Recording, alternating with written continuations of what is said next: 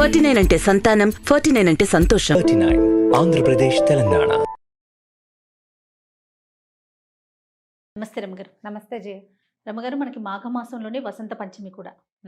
మరి వసంత పంచమి యొక్క విశిష్టత? సరస్వతి దేవి జన్మదినం. అయితే మనం సంవత్సరంలో 2 సార్లు తప్పకుండా సరస్వతి పూజ చేస్తాం. ఒకటి శ్రీ పంచమి లేదా వసంత పంచమి అని చెప్పేటువంటి మాఘశుద్ధ పంచమి. రెండోది శరన్నవరాత్రుల్లో ఏమనాలి దాన్ని, శరన్నవరాత్రి అంతే కదా, శరన్నవరాత్రుల్లో వచ్చేటువంటి మూలా నక్షత్రం రోజున అమ్మవారి జన్మ నక్షత్రము. ఆ రోజు ఆమె సరస్వతి అవతారం తీసుకుంది కాబట్టి మహాసరస్వతి స్వరూపం, నీల సరస్వతి స్వరూపం. ఆ రోజున కూడా మనం సరస్వతి పూజ చేస్తాం. అవునండి. మనం పిల్లలకి అక్షరాభ్యాసాలు చేయటానికి కానీ, ఏదైనా కొత్త పుస్తకం రాత కానీ చదువు కానీ మొదలు పెట్టడానికి కానీ మంచి రోజులు చూసుకుంటాం ఏడాదంతా. అవును. వాళ్ళ జన్మతిథి, పిల్లల జన్మ నక్షత్రము, ఆ తర్వాత ఏమో వాళ్ళకి తిథి తార సూట్ అవుతుందా, కత్తెర ఉందా, అది ఉందా, ఇది ఉందా, వాళ్ళ కుదిరిందా, వీళ్ళకి బోళ్ళని ఆలోచిస్తాం. ఈ 2 రోజులు ఇటు వసంత పంచమి, ఆ మూలా నక్షత్రం నాడు ఏమీ చూడక్కర్లేదట. తిథి వార వర్జ నక్షత్రాలు దుర్ముహూర్తాలు కూడా చూడక్కర్లే. ఏమీ చూడకుండానే ఈ ప్రత్యేకమైన సమయాల్లో, రోజుల్లో మనం కనుక పిల్లలకి అక్షరాభ్యాసం లాంటివి చేయించినా, లేదా ఏదైనా కొత్త పుస్తకం మనమే రాయడం మొదలు పెట్టుకున్నా, కొత్త పుస్తకం చదవటం మొదలు పెట్టుకున్నా, శాస్త్ర విద్య కూడా, పిల్లల అక్షరాభ్యాసాలే కాదు శాస్త్ర విద్య మొదలు పెట్టుకున్నా కూడా చక్కగా సాగుతుంది చదువు అని చెప్తారు. ఇప్పుడు ఈ చక్కగా సాగటానికి ఇప్పుడు ఇవాళ ఉన్నది శ్రీ పంచమి. అందరి ఇళ్లలో అక్షరాభ్యాసాలు చేసేస్తారు. 3వ ఏడు వస్తే చాలు. ఇది వరకు మా చిన్నప్పుడు 5వ ఏట అక్షరాభ్యాసం చేసేవాళ్ళు. ఇప్పుడు పిల్లల్ని మరి 3వ ఏటే స్కూళ్ళలో చేర్పించేస్తున్నారు. 2 నిండితే ఇక చేసేయాలి. మళ్ళీ 2 నిండాక 2 నుండి 3 నెలలు వచ్చినాయా, 4 నెలలు వచ్చాయా, 6 నెలలు వచ్చాయా అవసరం లేదు. తాత ఉన్నారా, అమ్మమ్మ ఉందా కూడా అక్కర్లేదు. ఇంట్లో అక్షరాభ్యాసం దేవుడి దగ్గర చేయించుకోవచ్చు. లేదా ఇంకొక విశేషమైన ఫలితం ఇచ్చేది ఏంటంటే, దేవాలయాల్లో కనుక చేస్తే, సరస్వతి అమ్మవారిని పూజించే దేవాలయాల్లో చేస్తే ఇంకా అమోఘమైన విద్య ప్రాప్తిస్తుంది పిల్లలకి అని చెప్తారు. సరస్వతి దేవాలయాలంటే మనకు మామూలుగా అందరికీ తెలిసింది బాసర, హైదరాబాద్లో ఉన్న జనాలకు తెలిసింది వర్గలు. సాధారణంగా ప్రతి ఊళ్ళోనూ శంకర మఠాలు ఉంటాయి. ఈ ధ్యాసతో ఉండండి. శంకర మఠాల్లో తప్పకుండా శారదాదేవి పూజ జరుగుతుంది. శంకర మఠం అంటే శృంగేరి విధానం అవలంబిస్తారు. శృంగేరిలో అమ్మవారు ఎవరు? శ్రీ శారదాదేవి. అవును. శృంగేరి శారదా అమ్మవారు. శారదాంబే విద్యలకి తల్లి. ఆమె పూజ తప్పకుండా చేస్తారు. శంకర మఠాల్లో విధానం అదే. శంకర మఠాల్లో కూడా మనం అక్షరాభ్యాసం చేయించుకోవచ్చు. ప్రతి ఊర్లోనూ ఉన్నాయి. హైదరాబాద్ లాంటి చోట అయితే 4-5 చోట్ల ఉన్నాయి. అవునవును.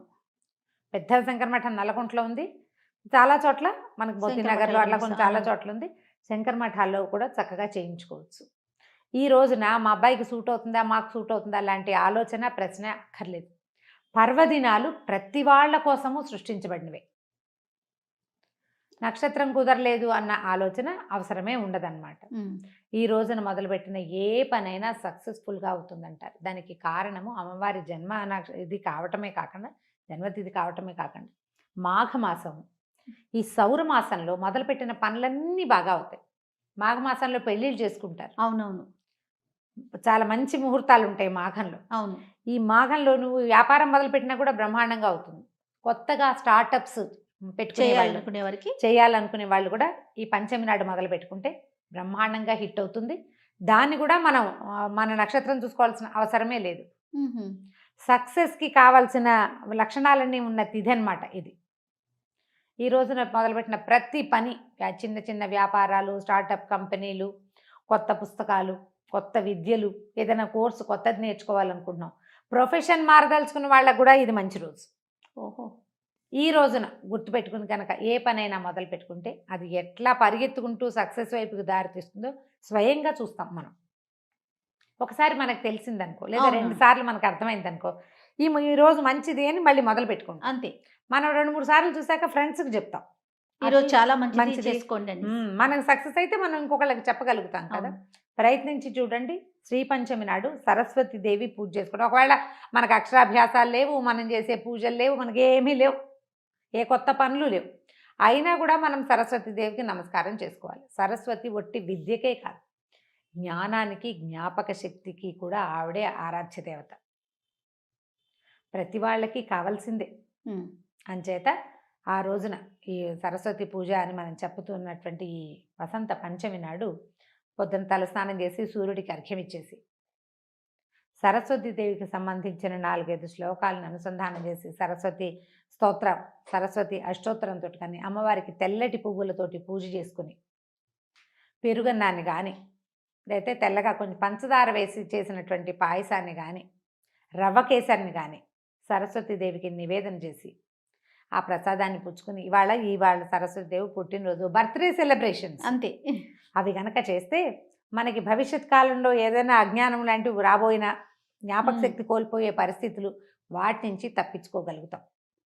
పిల్లలకి ఆ ప్రసాదం పెడితే రేపొద్దున చేయబోయే పరీక్షలు, వెళ్ళబోయే భావి జీవితంలో వెళ్ళబోయే రకరకాల ప్రదేశాల్లో వాళ్ళకి సర్వత్రా జయం లభిస్తుంది.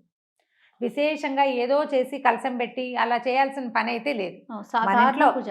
సాధారణ పూజ జ్ఞాపకం పెట్టుకుని ఇవాళ సరస్వతి దేవి పూజని ఆమెకు సంబంధించిన స్తోత్రం చదువుకోవటం, ఆమె కోసం తెల్లటి పూలతో పూజ చేసుకోవటం, ఆమె కోసమే ఏదైనా ఒక తెల్లటి ప్రసాదాన్ని నివేదన చేసుకోవటం. ఈ ప్రకారంగా చేస్తే ఈ మహాపర్వదినం రోజున మనం చేసినటువంటి స్తోత్రాలు, శ్లోకాల అనుసంధానం అది మనకి ఉపయోగపడుతుంది. వాటి నుంచి ఒక పాజిటివిటీ మనకి వస్తుంది. ఓహో.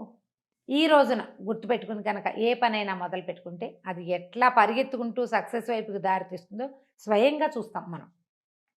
ఒకసారి మనకు తెలిసిందనుకో, లేదా 2 సార్లు మనకు అర్థమైందనుకో, ఈ రోజు మంచిది అని మళ్ళీ మొదలు పెట్టుకుంటాం. అంతే. మనం 2-3 సార్లు చూసాక ఫ్రెండ్స్కి చెప్తాం, ఈరోజు చాలా మంచిది చేసుకోండి అని. మనకు సక్సెస్ అయితే మనం ఇంకొకళ్ళకి చెప్పగలుగుతాం కదా. ప్రయత్నించి చూడండి.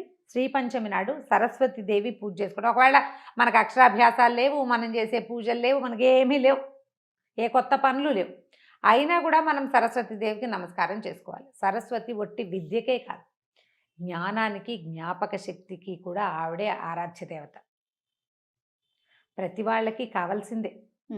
అంచేత ఆ రోజున ఈ సరస్వతి పూజ అని మనం చెప్పుతున్నటువంటి ఈ వసంత పంచమి నాడు పొద్దున తలస్నానం చేసి సూర్యుడికి అర్ఘ్యం ఇచ్చేసి సరస్వతి దేవికి సంబంధించిన 4-5 శ్లోకాలను అనుసంధానం చేసి సరస్వతి స్తోత్రం, సరస్వతి అష్టోత్తరంతో కానీ అమ్మవారికి తెల్లటి పువ్వులతోటి పూజ చేసుకుని పెరుగన్నాన్ని కానీ లేకపోతే తెల్లగా కొంచెం పంచదార వేసి చేసినటువంటి పాయసాన్ని కానీ రవ్వ కేసరిని కానీ సరస్వతి దేవికి నివేదన చేసి ఆ ప్రసాదాన్ని పుచ్చుకుని ఇవాళ సరస్వతి దేవి పుట్టినరోజు, బర్త్డే సెలబ్రేషన్స్ అంతే. అవి గనక చేస్తే మనకి భవిష్యత్ కాలంలో ఏదైనా అజ్ఞానం లాంటివి రాబోయినా, జ్ఞాపక శక్తి కోల్పోయే పరిస్థితులు, వాటి నుంచి తప్పించుకోగలుగుతాం. పిల్లలకి ఆ ప్రసాదం పెడితే రేపొద్దున చేయబోయే పరీక్షలు, వెళ్ళబోయే భావి జీవితంలో వెళ్ళబోయే రకరకాల ప్రదేశాల్లో వాళ్ళకి సర్వత్రా జయం లభిస్తుంది. విశేషంగా ఏదో చేసి కలసం పెట్టి అలా చేయాల్సిన పని అయితే లేదు. సాధారణ పూజ జ్ఞాపకం పెట్టుకుని ఇవాళ సరస్వతి దేవి పూజని ఆమెకు సంబంధించిన స్తోత్రం చదువుకోవటం, ఆమె కోసం తెల్లటి పూలతో పూజ చేసుకోవటం, ఆమె కోసమే ఏదైనా ఒక తెల్లటి ప్రసాదాన్ని నివేదన చేసుకోవటం. ఈ ప్రకారంగా చేస్తే ఈ మహాపర్వదినం రోజున మనం చేసినటువంటి స్తోత్రాలు, శ్లోకాల అనుసంధానం అది మనకి ఉపయోగపడుతుంది. వాటి నుంచి ఒక పాజిటివిటీ మనకి వస్తుంది. జ్ఞాపకం పెట్టుకుని చేసుకోండి. అలాగే నమ్మగారు. నమస్తే. నమస్తే.